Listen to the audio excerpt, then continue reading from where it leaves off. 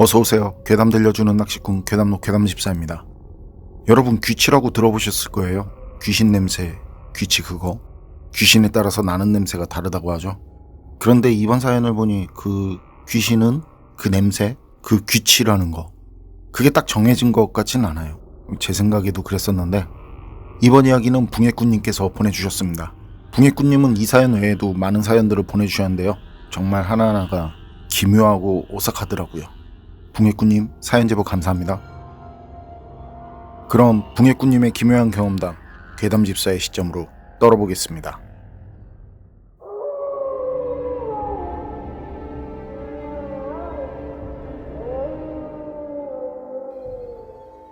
전 물가에 가면 이상한 것들을 느끼거나 듣거나 하는데요. 일상생활에서는 그다지 많지 않은데 그렇다고 아예 없는 건 또 아니고요. 그런데 물가에 가면 대부분 낚시할 때지만요. 물가에 가면 10번 중 5번? 그냥 편히 2번 나가면 한 번은 경험하는 것 같더라고요. 그래서 이젠 뭐 크게 신경 쓰지 않는데 그렇게 경험한 여러 에피소드 중 하나를 풀어보겠습니다. 이건 친구들하고 안동 쪽으로 비교적 최근에 1박 2일로 낚시 겸 캠핑을 갔을 때 일인데요. 거긴 차박이 가능하고 붕어 대낚시도 가능하고 꺽지 루어 낚시도 가능한 곳이에요. 그래서 친구들과 자주는 아니더라도 종종 가는 곳이었고요. 그땐 친구가 새 차를 뽑아서 차박도 할 겸 겸사겸사해서 갔었고요. 우린 오전 일찍 출발해서 점심 조금 지나서 도착을 했는데요. 새벽엔 아직 추운 초봄이라서 그런지 모르겠지만 그때가 주말인데도 사람들이 별로 없더라고요. 붕어 조사님 2분 있었나? 루어 낚시하는 사람도 한 2명 정도 있었고요. 우린 늘 가면 야영 자리를 잡는 곳이 거의 정해져 있는데 그쪽이 사람들이 선호하지 않는 쪽이라서 그런지 그날도 그쪽엔 자리가 비어 있더라고요. 그쪽에 텐트 피칭하고 간단히 라면 끓여 먹고 시간이 아까우니까 우린 바로 낚시를 시작했는데요. 그런데 제가 낚시하려고 잡은 그 자리 주변에 음식들이 조금씩 담긴 그릇들이 주변에 있는 거예요. 본디 이게 한 자리에 있던 것들 같은데 음식들 상태를 보니까 그리 오래된 것 같지는 않고요. 전 그거 조심히 모아서 한편에 잘 다시 놔주고 그 옆에 자리를 잡고 낚시를 했고요. 그런데 그날은 찌맞춤을 할 때부터 입질이 들어오는 거예요. 그리고 아니나 다를까 해가 지고 어두워지니까 같이 간 친구들 막 호탕 치는데 저만 몇 시간 만에 한 10마리 이상 잡았던 것 같고요. 그렇게 낚시를 하다가 허기가 져서 이제 식사를 곁들여서 소주 한잔 하는데 이상하게 어디에선가 그 향냄새가 나더라고요. 그거 분명 향냄새였거든요. 모기향 그런 게 아니라 장례식장이나 그 제사 지낼 때 그 향냄새. 그땐 루어 낚시하는 사람들은 다 빠지고 붕어 낚시하는 사람 몇 명만 있었는데 그래서 처음엔 모기향 냄새인가 했었거든요. 그런데 그땐 모기도 없을 때고 그게 시간이 지나면서 그 냄새가 더 짙어졌는데 그건 분명 향냄새였어요. 그래서 어디서 향 태우나 했었거든요. 근데 친구들이 무슨 냄새 그러는 거예요. 저녁 준비하는 음식 냄새만 난다면서 말이죠. 이상하네. 이게 안 나? 전 친구들한테 얘기하다가 아차 싶더라고요. 그게 그때 나한테만 나는 냄새구나 하는 그 빌. 그런데 희한하게 식사를 시작한 뒤로는 그 향냄새가 나지 않더라고요. 우린 식사를 마치고 정리하고 다시 내려가서 낚시를 시작했는데요. 그때 옆에서 낚시하던 친구가 너무 졸리다면서 조금만 이제 자야겠다고 눕더라고요. 그래서 전 그러려니 했죠. 피곤해서 자겠다는데 그걸 뭐 이상하게 생각하진 않잖아요. 친구는 정말 많이 피곤했는지 금방 잠이 들더라고요. 옆에서 코를 고는데 그래서 전 친구를 깨워서 잠깐 자더라도 차에 가서 편히 자라고. 차마 그 친구 코 고는 소리 때문에 낚시 못하겠다는 말은 못하겠더라고요. 친구는 그래야겠다면서 바로 차로 갔고 전 조용해진 분위기를 만끽하면서 다시 찌를 열심히 바라보는데 그 친구가 일어난 뒤 정말 얼마 지나지 않아서 향냄새가 또 나더라고요. 아까 맡은 그 향냄새. 그런데 그 냄새는 아까보다 더 진하게 나더라고요. 마치 바로 옆에서 향을 태우는 것처럼 말이죠. 꼭 오한이 든 것처럼 오슬오슬 떨려오는데 머리가 차가워지고 두통까지 생기더라고요. 그래서 처음엔 저녁 먹은 게 체했나 보다 했었네요. 그런데 숨을 쉬는데 입김이 나오는 거예요.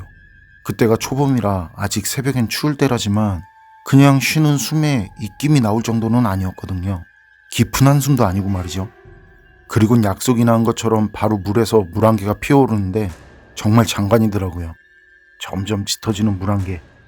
마치 뭔가가 바로 앞 물 앞에서 바로 튀어나올 것만 같은 물안개 낀 강가. 그런데 그 뭔가는 제 앞에 있지 않고 제 옆에 있었습니다. 물안개 속 찌를 보면서 눈이 피곤해지더라고요. 좀 전엔 다른 친구들도 안개 때문에 그 낚시가 안 되겠다면서 낚시를 아예 접는 건 아닌데 그 채비를 걷어 올리고 이 낚싯대에 걸어놓고 차로 가겠다면서 자리에서 일어서서 그땐 저 혼자였거든요. 그런데 그 뒤로 향냄새가 진짜 바로 옆에서 나는 듯이 느껴지면서 온몸이 아파오고 관절마다 통증까지 느껴지더라고요. 그래서 저도 안 되겠다 싶어서 자리 정리하고 일어나려는데 이상할 정도로 서늘한 거예요. 낯설지 않은 그 서늘함. 그래서 주변을 두리번거리는데 처음 왔을 때 음식들 담긴 그릇들을 한편에 모아둔 자리, 제 왼쪽 뒤편에 있는 그 자리에 어떤 여자가 쭈그리고 앉아서 저를 쳐다보고 있더라고요. 전 이상한 것들, 그 존재들이 영화나 방송에서 무속인들이나 그쪽 관련 사람들이 본다는 것처럼 보이지는 않고요. 진짜 사람을 보는 것처럼, 이제 실제 육안을 통해서 보는 것처럼 그렇게 보이는 게 아니거든요. 영안을 가졌다는 사람들이 말하는 거 보면 진짜 사람처럼 보인다고 하잖아요. 그런데 전 그렇게 진짜 눈으로 보이는 듯 그렇게 보이는 게 아니라 느껴지는 건데요. 사실 그 느낌이 굉장히 나름 구체적인데, 구체적이라고 해도 어떤 옷을 입고 머리 스타일은 어떻고 뭐 그 정도까지는 아니고 여자다, 남자다, 아이다, 노인이다, 뭐 아가씨다, 아줌마다, 아저씨다, 총각이다, 이런 식으로 느껴져요. 근데 그게 정말 구체적이고 뭔가 느낌이 있는데 그 사람이 생전에 느낀 느낌인지는 몰라도 화가 났다, 슬프다, 그런 느낌. 그런데 그때 느껴진 느낌은 젊은 여자였고 지금 굉장히 슬프다는 그런 느낌이었어요. 그래서 전 저희 자리로 가서 손대지 않은 음식들이랑 생수 한 통 가지고 내려와서 그릇들이 있던 곳에 조심스럽게 놔뒀네요. 그리고 친구들이 조금 뒤에 내려와서 우린 다시 낚시를 했는데 또 계속 저만 잡는 겁니다. 이 자리가 좋아서 그랬었던 것도 아닌 것 같아요. 친구가 자리가 좋은 것 같다면서 자리를 바꿔서 했었거든요. 그런데 제가 가는 쪽에서만 저만 잡아냈으니까요. 뭐 실력들은 다 비슷한데 제가 뭐 그 친구들보다 더 유난히 잘하는 것도 아니고, 이후 아프던 몸도 쑤시던 관절도 향냄새도 싹 사라졌고요. 그리고 우린 낚시를 마치고 집으로 가기 위해 자리를 정리하는데 친구 하나가 이거 어떻게 하지 그러더라고요. 그래서 뭐냐고 했더니 현수막이 풀숲 안쪽에 떨어져 있었는데 익사사고 발생 지점 입수 금지라는 글이 써진 현수막이었습니다. 저는 그 현수막을 잘 정리해서 잘 보이는 곳에 걸어놓으면서 생각했습니다. 아마도 그 현수막과 관련된 익사자가 그때 느낀 그 여자였나 하면서요. 붕해꾼님 사연은 여기까지인데요. 아무도 맡지 못하는 향냄새, 전 이것만으로도 오싹하더라고요. 그리고 자리를 바꿔도 남들보다 더 많이 잡히는 조각.